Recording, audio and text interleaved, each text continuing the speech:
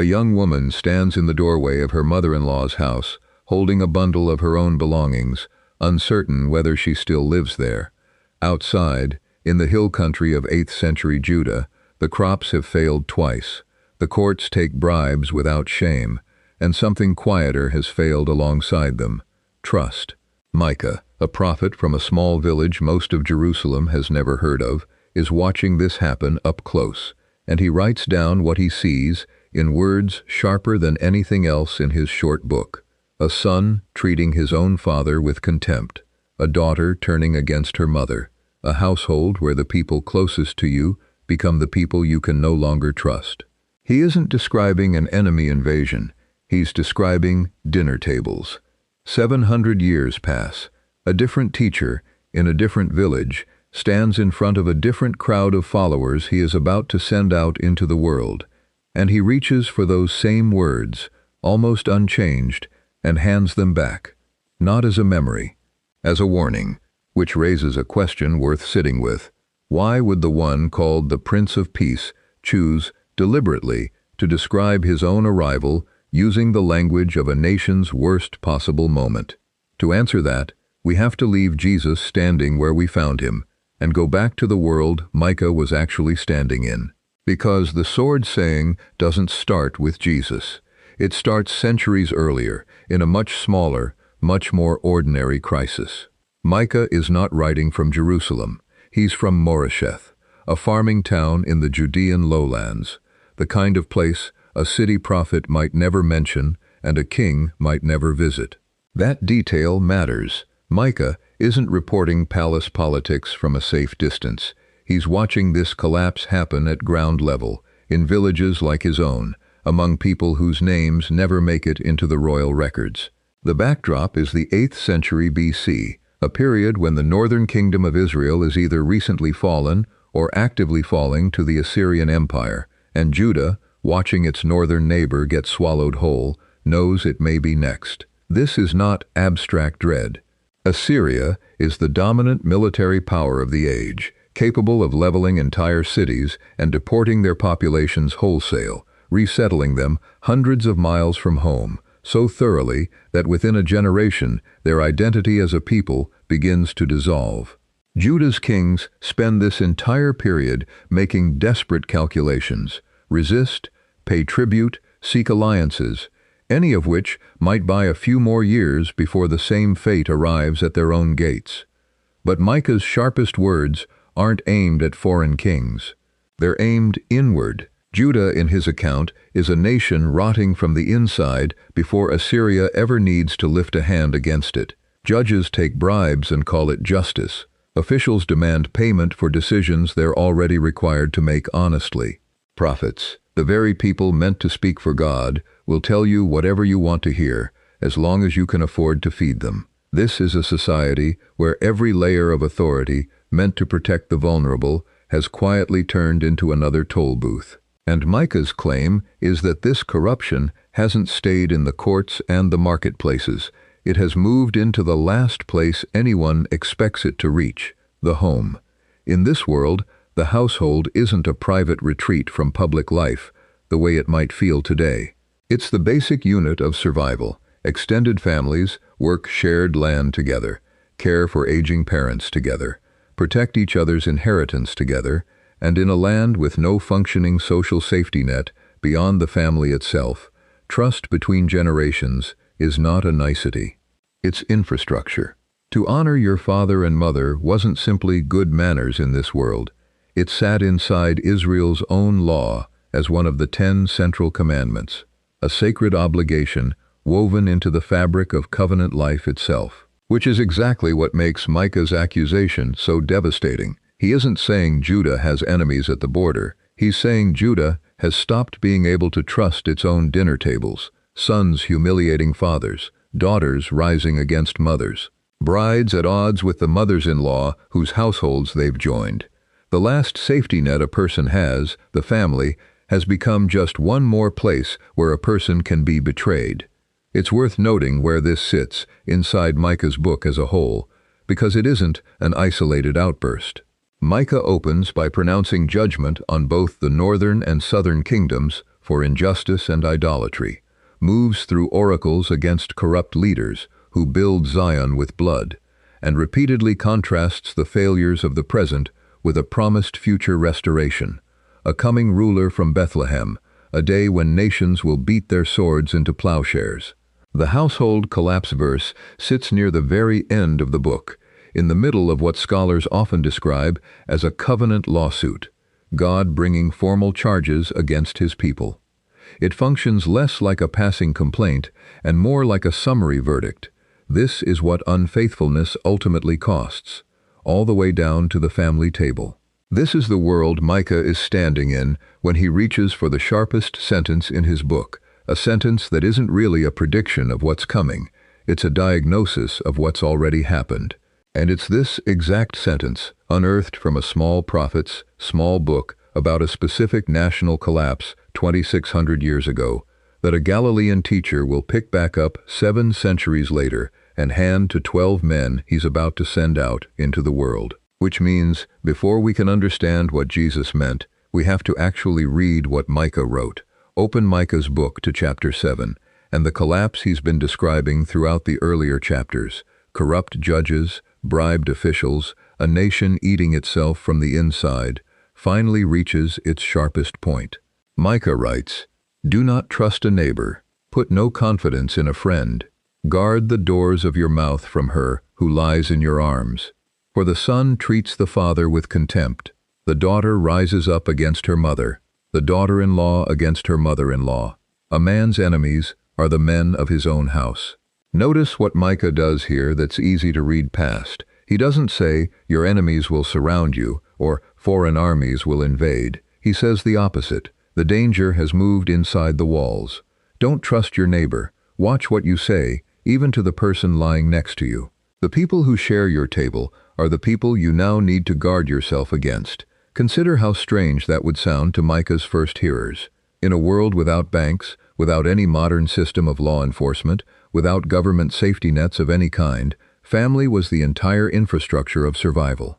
Losing your family's trust wasn't merely an emotional wound. It was closer to losing your roof. This is not a minor prophet making a passing complaint. This is Micah naming the single worst thing he can imagine happening to a covenant people, worse in his framing than famine, worse than foreign armies. Not the walls falling, the household falling. And that single verse, sharp, specific, almost too raw to be poetry, is about to travel much further than Micah could have imagined. Fast forward past the fall of Jerusalem, past exile and return, past 400 years of prophetic silence, into a very different scene, a Galilean hillside, 12 men being sent out by their teacher to proclaim that God's kingdom has arrived. This entire chapter of Matthew's Gospel is structured as a commissioning speech, and it's worth noticing how it builds. Jesus first gives the 12 practical instructions: where to go, what to carry, how to respond if a town rejects them. Then, partway through, the tone shifts, and he begins warning them plainly about what this mission will cost. "I am sending you out as sheep in the midst of wolves," he tells them. "They will be delivered to councils, flogged in synagogues, dragged before governors and kings." And then, in a line that directly anticipates what's coming, he says brother will betray brother to death, and a father his child, and children will rise against parents and have them put to death. The sword saying isn't a sudden detour from this warning. It's the capstone of it, the sentence that finally names, in full, what this has been building toward. "Do not think that I have come to bring peace to the earth. I have not come to bring peace, but a sword. For I have come to set a man against his father, and a daughter against her mother, and a daughter-in-law against her mother-in-law. And a person's enemies will be those of his own household." Set the two texts side by side, and the overlap isn't loose or thematic. It's precise. Father and son, daughter and mother, daughter-in-law and mother-in-law. A person's enemies, their own household. Jesus isn't reaching for a general image of conflict. He is reciting Micah's list, one relationship at a time, almost in the same order. This changes what kind of statement Jesus is making. He isn't inventing a new, shocking threat on the spot, the way it can sound in isolation. He's quoting, deliberately, His first hearers, men and women who had grown up hearing the Hebrew scriptures read aloud in the synagogue, who would have known Micah's words the way a modern listener might recognize a familiar hymn line, would very likely have caught what we, centuries and languages removed, tend to miss entirely. Jesus just quoted a verse about the worst moment in Judah's national life and applied it to himself, not a new sentence built from nothing, an old sentence, picked back up and pointed in a new direction, which raises the real question underneath this entire passage. Not, why would Jesus say something so severe, but something sharper. Why would he choose, on purpose, to borrow the language of a nation's collapse to describe what following him would feel like? Here's where the picture gets more specific, not less. Micah never mentions a sword. His oracle is entirely about broken trust, about who to guard your words around, who no longer deserves your confidence. It's relational language, not military language.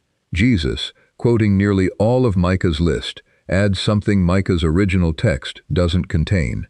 I have not come to bring peace, but a sword. There's a detail worth noticing about even that addition. In Luke's Gospel, this same teaching appears in a different form, not sword, but division. Do you think that I have come to give peace on earth? No, I tell you, but rather division. Two gospel writers, recording what is very likely the same core teaching, choose two different words to capture it, one sharp and violent sounding, one plainly relational. That's worth pausing on because it clarifies how to read sword here. If Luke's version of this same saying uses division, a word with no military weight at all, that strongly suggests Matthew's sword is functioning the same way, as a vivid, memorable image for painful separation, not a literal call to conflict or violence. It's the kind of word choice a skilled speaker reaches for when there will be some disagreement in your household doesn't carry enough weight to make people actually feel what's coming. Sword does. This closes off one of the most common ways this verse gets misread, as though Jesus were predicting or even endorsing literal violence. He isn't. He's using the sharpest available image for something Micah had already described without ever needing a weapon, a household turning against itself. It's also worth addressing directly because careful readers eventually notice it. This is not the only place a sword appears on Jesus' lips in the Gospels. Years later, in a garden outside Jerusalem, when Peter draws an actual weapon to defend him, Jesus rebukes him. All who take the sword will perish by the sword. Read quickly. This can look like a contradiction. One moment, Jesus promising a sword, another moment condemning it. But the two sayings aren't doing the same work. In Matthew 10, sword is a figure of speech for relational division, spoken to his own followers about the cost of proclaiming the kingdom. In Gethsemane, sword refers to an actual weapon, drawn in an actual moment of violence Jesus is explicitly refusing. Different word usage, different context, different point entirely. The two shouldn't be read against each other. Naming the danger, though, is only half of what Jesus does with Micah's words. There's a reason he doesn't just repeat the ache Micah described. He repurposes it entirely, and that reversal is where this passage stops being a warning and starts being something closer to an explanation. If you just went back and reread those two verses side by side, you already caught something most people never do, that Jesus wasn't inventing a threat, he was quoting one, and choosing, on purpose, to stand inside a 700-year-old ache instead of a new one. That's not a small thing to notice.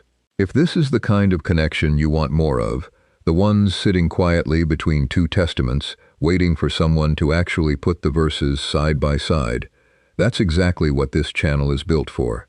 Subscribing means you won't miss where this thread goes next, because there's still a question this doesn't answer. Micah used this language to describe a nation falling apart under judgment, the consequence of unfaithfulness. Jesus is describing what happens to families who follow him faithfully. Same words, nearly opposite reasons, which means somewhere in that gap is the real turn this passage is making, and it starts with a detail most readers pass over without a second look. Go back into the Torah, centuries before Micah ever writes a word, and you find a striking command tucked into Deuteronomy, a passage most readers skip past on their way to more familiar chapters. Moses is instructing Israel on what to do if someone entices the nation toward idolatry, toward worshiping other gods. And he doesn't picture a stranger doing this. He pictures the closest people imaginable. If your brother, the son of your mother, or your son or your daughter, or the wife you embrace, or your friend, who is as your own soul, entreats you secretly, saying, "Let us go and serve other gods," you shall not yield to him or listen to him. Set aside for a moment how severe the fuller passage sounds to modern ears. What matters right now is the shape of the command. Israel is told, explicitly, that covenant loyalty to God outranks even the tightest human bond available: a brother, a child, a spouse, as your own soul. Family love does not get a pass when it pulls a person away from faithfulness to God. A related pattern appears earlier still, in the account of the golden calf, when the tribe of Levi is commended precisely for acting against close family members who had joined the idolatry at Sinai. An uncomfortable episode, but one that establishes the same underlying principle well before Micah or Jesus ever speak. Now hold that pattern in mind, and look again at where Micah's oracle actually sits inside his book. Micah doesn't write, "Family will turn on family," as a random tragedy. He writes it as a verdict, the specific, painful consequence of Judah having already broken covenant with God. The corrupted courts, the bribed officials, the household betrayals, all of it, in Micah's framing, is what happens when a covenant people walks away from faithfulness. The family collapse is a symptom of unfaithfulness, not a cost of faithfulness. Put these two texts together, and something becomes visible that's easy to miss reading either one alone. In Deuteronomy, family loyalty must yield to covenant loyalty, and the one who chooses idolatry over God is the one who bears the consequence. In Micah, that consequence has arrived. The nation broke faith, and now its households are breaking too, from the inside, as evidence of just how far things have fallen. Now go back to Jesus, standing in front of his 12, quoting Micah's exact list of broken relationships. Here's where the picture doesn't just repeat, it turns. In Deuteronomy, the person under threat of losing family is the one being tempted toward unfaithfulness. In Micah, the broken household is the punishment for a nation that has already abandoned God. But in Matthew 10, something has shifted. The one experiencing the household division isn't the unfaithful one. It's the faithful one. The person choosing loyalty to Jesus is the one who ends up cut off, misunderstood, treated as an enemy inside their own home, not because they broke covenant, but because they kept it. This is worth sitting with, because the direction has genuinely reversed. Every earlier instance of this pattern, family bonds tested against loyalty to God, assumes that faithfulness protects you and unfaithfulness costs you. Jesus' version breaks that assumption entirely. In his telling, choosing rightly, choosing him, is exactly what produces the family rupture. The sword doesn't fall on the person who wandered from God, it falls on the person who followed him. This is not a contradiction of the older pattern, it's the same pattern, carried to its furthest, most costly point. Deuteronomy says, covenant loyalty outweighs family loyalty. Micah shows what happens to a household when a nation abandons that loyalty altogether. Jesus stands at the far end of that same line and says, "Now watch what it costs when someone actually keeps it, in a world that has largely stopped expecting anyone to." That's a considerably heavier claim than simply, "Following me will be hard." It places loyalty to Jesus in the very same category the Torah once reserved for loyalty to God alone, a loyalty a person's own household might not honor and might actively resist. Whether readers see this as a directly stated claim or a reasonably drawn implication of who Jesus believed himself to be, this much is textually solid. Jesus is not describing an accident of family conflict. He is describing the same ancient tension between household loyalty and ultimate loyalty that Israel's scriptures had wrestled with for centuries, except now he is the one standing in the place that loyalty is owed to. Matthew's own version of this teaching, delivered just a few verses after the sword saying, makes the stakes explicit rather than implied. Whoever loves father or mother more than me is not worthy of me, and whoever loves son or daughter more than me is not worthy of me." The Greek word translated worthy here carries the sense of weighing as much as of being of equivalent value. Jesus isn't asking his followers to stop loving their families. He's describing a scale and asking what outweighs what. Luke's version of this same teaching, recorded in a different setting, pushes the language even further. "If anyone comes to me and does not hate his own father and mother and wife and children and brothers and sisters, yes, and even his own life, he cannot be my disciple." Taken at face value in modern English, hate sounds almost impossible to reconcile with a teacher who commands love for neighbor and even for enemies. Many scholars, however, point to a well-documented pattern in Hebrew and Aramaic idiom, where love and hate function comparatively rather than emotionally, meaning something closer to love less or choose against rather than active hostility. A similar structure appears elsewhere in Scripture, in the account of Jacob's 2 wives, and again in the prophet Malachi's language about Jacob and Esau, both instances where the hated party is not despised so much as simply chosen against. This reading finds support in Matthew's own parallel version of the teaching, which uses comparative language, loves more than, for what Luke records in starker form. This remains a matter of scholarly judgment rather than settled fact, and readers should hold it with appropriate humility.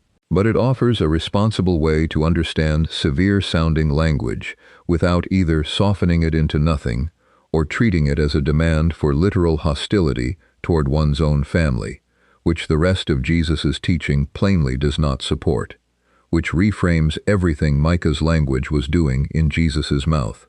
He isn't threatening his followers with a new, invented cost. He's telling them, using words Israel already knew by heart, that choosing him will feel exactly like the collapse Micah once wept over, except this time the household isn't falling apart because someone abandoned the covenant.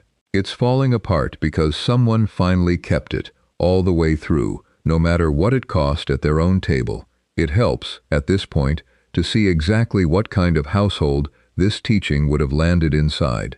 The relationships Jesus names aren't chosen at random. In first-century Jewish life, a bride typically left her own family at marriage to join her husband's household, placing her under the domestic authority of her mother-in-law, sharing a home, a hearth, and often a livelihood with people she had not grown up beside. A young wife choosing to follow Jesus against the wishes of that household wasn't a private, internal matter. It could mean real economic vulnerability, the loss of standing inside the very family structure that was supposed to protect her. The same was true, in different ways, for a son whose trade, inheritance, and social identity were bound up entirely in his father's household, or for anyone whose place in the community ran through a family network functioning almost like a small system of loyalty and obligation. To choose Jesus over that network, in this world, was not simply an emotional decision. It carried the same weight as a serious act of social and economic rupture. Jesus' first hearers would not have needed the historical footnotes a modern reader requires to understand exactly how much this teaching could cost. It's worth adding, too, that by the time Matthew's Gospel was likely written, several decades after Jesus first spoke these words, many in the early Jewish Christian community were already living out exactly this cost. Historical evidence from the period suggests that confessing Jesus as Messiah could result in expulsion from the synagogue community, a rupture that would have carried consequences reaching well beyond religious practice, into family standing, trade relationships, and social belonging itself. Many scholars believe this lived reality is part of why Matthew preserves this teaching with such careful precision. It wasn't abstract for his earliest readers. It was, quite possibly, their own week. And it's worth remembering that this same chapter, the one containing the sword saying, doesn't end on that note. Immediately after warning the 12 about the cost of division, Jesus turns to a very different subject, hospitality. Whoever receives you receives me, and whoever receives me receives him who sent me. He tells them, followed by a promise that even a cup of cold water given to one of his followers will not go unrewarded. The chapter that opens with wolves and swords closes with welcome and reward. That pairing isn't incidental. Something is being broken in this passage, and in the very same breath, something else is quietly being offered in its place. Pull back far enough, and it stops looking like a threat. It starts looking like a thread. A woman stands in a doorway, unsure whose household she still belongs to. A prophet from a farming town nobody remembers watches trust collapse at every table in Judah, and writes it down in words too sharp to be forgotten. Don't trust your neighbor. Guard your words, even in your own bed. The son against the father, the daughter against the mother, the bride against the woman whose house she married into. Not a war, a dinner table. Centuries before that, a different voice, in a different book, had already said it plainly, that even a brother, a child, a spouse, as your own soul, could not be allowed to pull a covenant people away from the God who made them. Loyalty to God, first. Everything else, after. Micah watched what happens when a nation forgets that order. The households didn't just drift. They broke. Not because they were faithful, because they weren't. 700 years of silence and empire and waiting pass. And then a teacher stands in front of 12 men he is about to send into the world, and he reaches back, past centuries, past exile, past everything that had happened since Micah's ink dried, and picks the words back up. Father against son, daughter against mother, daughter-in-law against mother-in-law. A person's enemies, their own household. Almost the same list, almost the same order, except now the direction has turned. Not the unfaithful, paying the cost of leaving God, the faithful, paying the cost of following Him. Micah's households fell apart because they broke covenant.